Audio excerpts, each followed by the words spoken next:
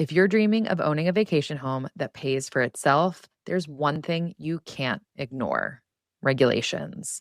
On today's episode, we're tackling this hot topic. I'll show you exactly where to look to see if rules exist, what they mean for your purchase, and how to monitor trends and attitudes shaping the regulations of tomorrow. What if your 401k came with a fire pit and a lake view? That's the question that inspired it all. I'm Katie Klein, and living in New York City meant buying a home felt impossible. So I decided to flip the script and buy my second home first. When I'm not there, it doubles as a short-term rental, covering its costs, building equity, and even turning a profit. And best of all, it gives me a place to vacation for free. What 401k can do that? Every week, join me as we hear from real people who've done the same and experts who can help you do it too. If you thought owning any home, let alone a second one, was out of reach, this is the show for you. This is Second Home First. Hello, everyone, and welcome back to Second Home First. I'm your host, Katie Klein, and I am so excited to be here with you all today. So from past episodes, you probably now know who you are as a future vacation home owner, what your dream home looks like, and hopefully where it's located. Now it's important to talk about the elephant in the room: regulations. And if your eyes are starting to glaze over, I totally get it. This is by far not the sexiest topic when it comes to vacation home ownership, but it is such a crucial topic to talk about because we want to make sure that your home, your investment, is legally able to be rented out. That is the crux of this strategy. And this episode is here to teach you exactly how to figure that out. I'm going to walk you through everything today, but I strongly encourage you to visit my website, buyyoursecondhomefirst.com/resources, because there you can download the due diligence checklist and the due diligence worksheet. Once again, that's buyyoursecondhomefirst.com/resources, and that's buy like BUY. But before we go any further, we're going to take a super quick break for a word from our sponsors. Interior design is one of my favorite parts of buying a second home. I love creating a beautiful space. But let's be honest, staying on budget, managing orders, tracking deliveries, and juggling countless retailers can get overwhelming fast, which is why so many hosts turn to Minoan. With Minoan, you can shop more than 180 brands you love all in one place. That's brands like Crate & Barrel, Samsung, Anthropologie, Article, Casper, and so many more. They give you access to better-than-trade pricing, something typically reserved for professional designers, allowing you to save on every purchase. They keep every order, delivery, and receipt organized in one clean dashboard. And the best part, there's no membership fee, no subscription, no catch, just a streamlined approach with big savings. Once your second home is set up, Minoan can even make it shoppable. Your place basically becomes a four-walled influencer.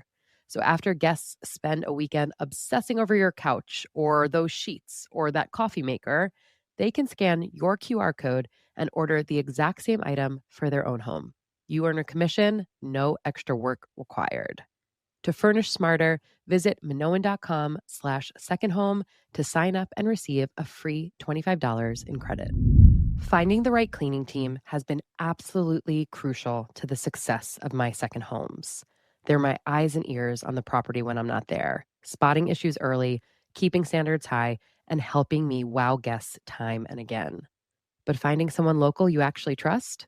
That wasn't always easy until I found Turno. Turno connects you with vetted cleaners who understand the demands of short-term rentals in your specific market. Their app makes everything simple, from auto-scheduling your cleans to photo and video checklists that ensure your property looks exactly the way you want, and even automatic payments after each clean is completed. Click the link in the show notes to check out Turno and get $25 off your first cleaning. And now back to the show.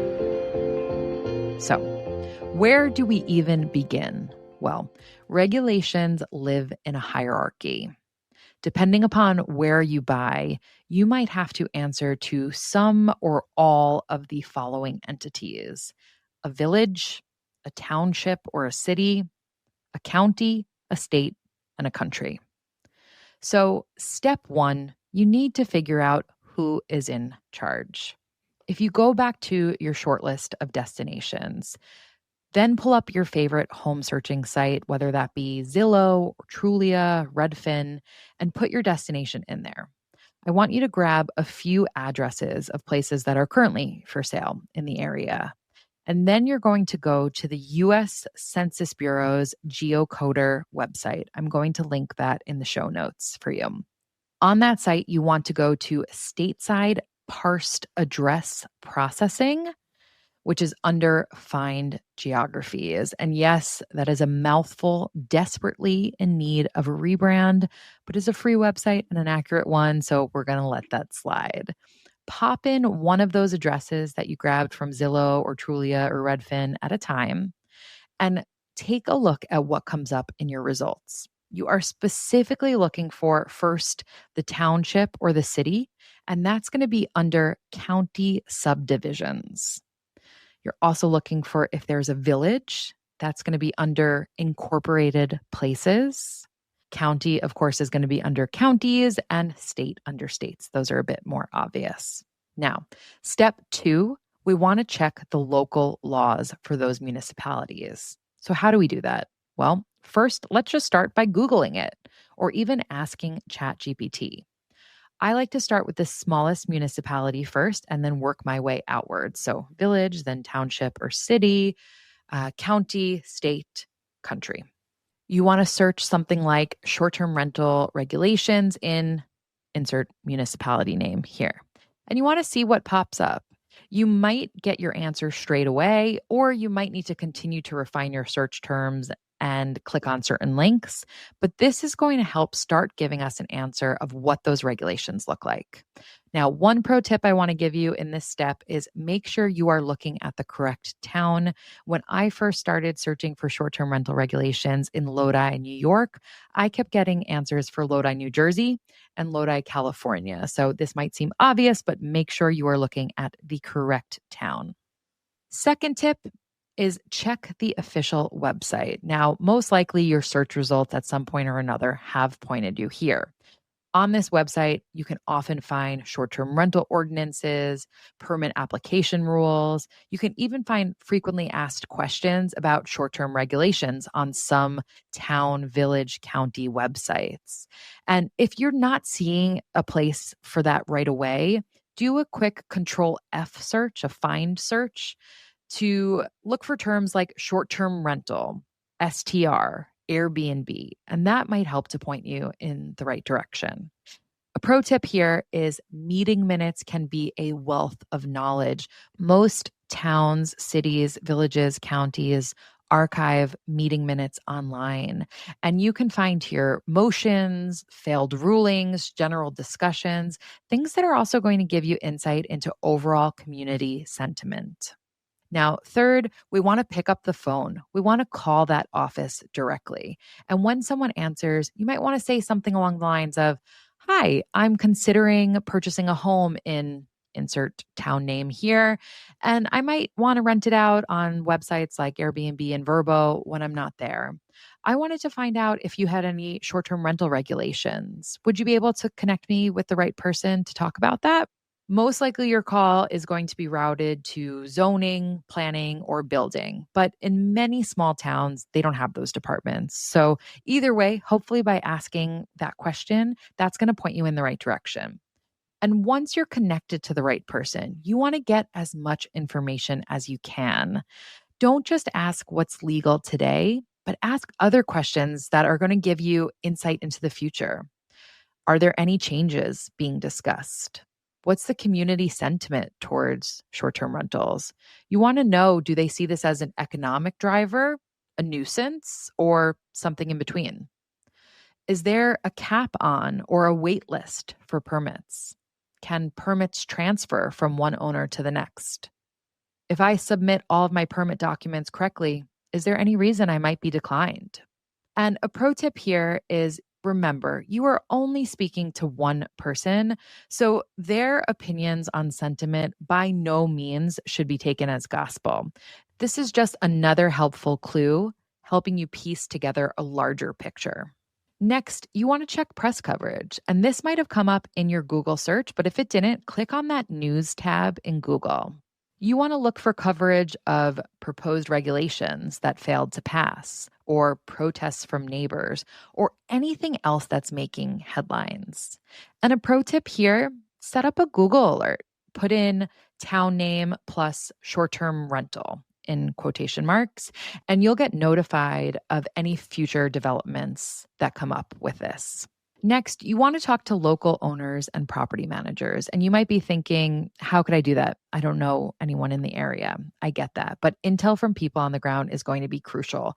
So, some ways that you can find them could be through Facebook groups, Airbnb's co host network, or local short term rental management companies. If you search short term rental management in whatever town name you have and you make some calls, those conversations could reveal the real sentiment in a way that City Hall never could.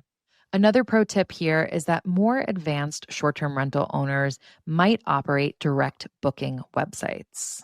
You can often find these by searching short term rental in town name or places to stay in town name, and then you could use their contact form to reach out to them directly. We'll be right back after a quick word from our sponsors. When I was finally ready to rent out my vacation home, I had no idea what to charge guests. Thankfully, that's when I found Price Labs, a dynamic pricing tool that helps me automate pricing like a pro. It's simple. Price Labs uses real-time data to automatically adjust my rates based on local demand, nearby events, and booking trends. It's easy to use, lets me set my own minimum and maximum prices, and keeps my pricing smart and competitive without any manual work.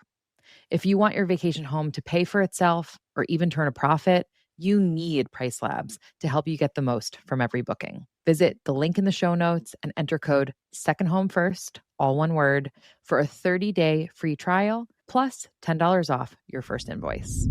If you're listening to this show, I know making memories with family and friends is super important to you. And that's why I'm excited to introduce you to Flightographer. Flightographer connects travelers with local photographers in more than 350 destinations around the world. But it's more than just a photo shoot. It's a way to capture meaningful memories and experience a place through a local's lens. When I look back on past Flightographer photo shoots I've done, I don't just see pictures, but special moments preserved. I remember the feeling of that day and the story behind every shot. Whether you're celebrating a milestone birthday, a family vacation, or a special getaway to your second home, Flightographer is there to capture the moments you never want to forget. To book your own Flightographer shoot, visit the link in the show notes and use code SHF25, that's S as in second, H as in home, F as in first, 25, to get $25 off your first shoot. You finally bought your dream vacation home. Now what? Your goal is for it to pay for itself, but between managing bookings, guest messages, and cleaners, it can feel like a full-time job. That's where Lodgify comes in. Lodgify is a comprehensive vacation rental platform that makes it easy to manage and market your second home, even if you're just getting started. From syncing your calendar across Airbnb, Vrbo, and Booking.com to automating payments and guest communication, Lodgify simplifies it all. It's built for beginners and comes with free one-on-one onboarding to help you get up and running fast. To make your second home start working for you, visit the link in the show notes and use code SHF20, that's S as in second, H as in home, F as in first, 20, to receive an additional 20% off their yearly and bi-yearly plans. And now, back to the show. Now, let's move on to step 3. This is all about permits. Most commonly, at least one of the municipalities that oversees your address is going to require a short-term rental permit. There is typically a really clear set of criteria that's outlined into what you need to do to apply for that short-term rental permit. Depending on your location, you might need to submit an application form. an application fee, which could be a one-time fee, an annual fee, or set at another cadence. For example, my property in Lake George, we have to reapply every 3 years and repay every 3 years. You want to have a copy of your deed or another document showing ownership on hand, proof of insurance of the property, a site plan, which sometimes a quick amateur sketch will suffice, copy of your advertising materials, which can be a printout of your Airbnb listing. Sometimes you'll need a certificate of authority to collect tax. We're going to talk about that more in a minute. And you might also be required to complete, pass, or agree to fire and safety inspections, occupancy limits. This is often 2 people per bedroom, sometimes plus 2 additional people. Parking requirements. Places often require 1 to 2 off-street spaces per bedroom, and to provide guests with a copy of the area's rules. Now, of course, a lot of this is going to be really important down the line when you actually own a property and you're ready to get out there and list, but understanding what you're going to need in order to get permitted is really, really important. Finally, you really want to pay close attention to what you need to do once your permit is approved. Typically, you need to display this permit potentially inside of your home, inside of your rental, might even be on your Airbnb listing or Vrbo listing. And you also want to pay attention to when it expires, because an out-of-date permit is the fastest way to get a shutdown rental. Moving on to step 4, this is about occupancy and sales tax. Occupancy tax is often called bed tax. This is a per night tax that's charged to the guest that goes directly to the local government, typically the county. Depending on your location, one, some, or all of the municipalities may require you to collect it, which means charge the guest, and remit it, send it to the municipality. Every jurisdiction has their own rules, their own processes, their own procedures.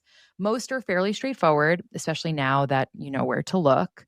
But if you're interested in buying someplace that requires manual paperwork and you don't want to be bothered doing it, that's when you can think about hiring a co-host or a management company who can take that on for you. I'll give you an example.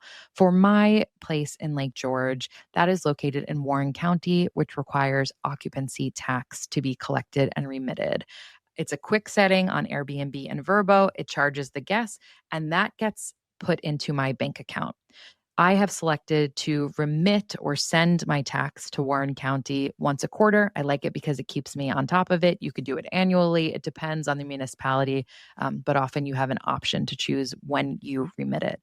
And once a quarter, I have to tell Warren County how much money I made that quarter and then remit the corresponding amount of occupancy tax to them.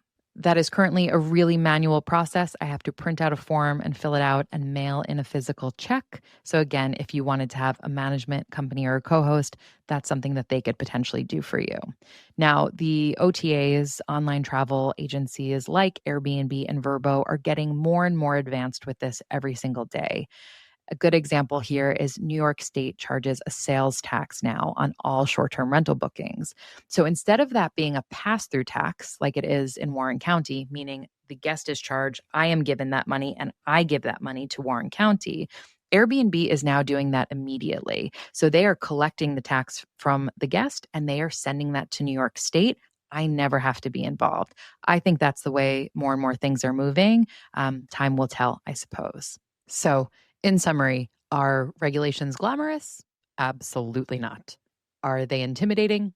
Possibly, but hopefully less so after listening to this episode. Knowing where to look and how to decipher the rules will be the difference between owning a vacation home that pays for itself and one that becomes a very expensive hobby. I've created a due diligence checklist and a due diligence worksheet, both free and linked in the show notes, to help guide you through the entire research process step by step. So click those links, download your worksheets, and start getting the answers you need to move forward with confidence. You're doing the work now so that future you gets to sit by that fire pit, sip that coffee or cocktail, look out the view, and think, wow, I actually did this. Thanks for listening to Second Home First.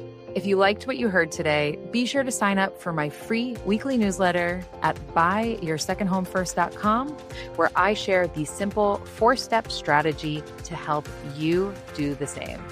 If you have a minute to subscribe, rate, or review the show, or even send a favorite episode to a friend, that would mean the absolute world to me.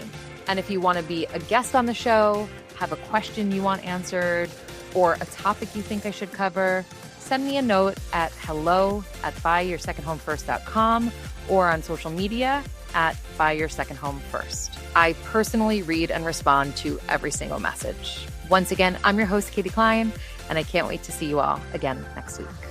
The content shared on Second Home First is for educational and informational purposes only. Please consult a licensed financial advisor before making any investment or financial decisions.